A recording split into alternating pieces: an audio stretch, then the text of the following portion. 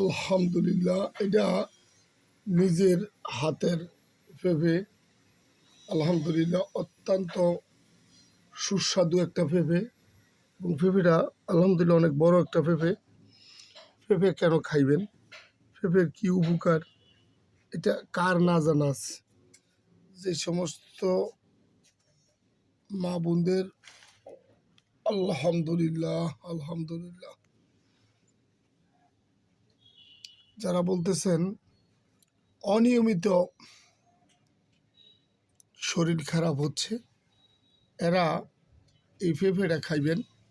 যখন শরীর খারাপ হবে তখন নিয়মিত পেঁপেটা খাইবেন।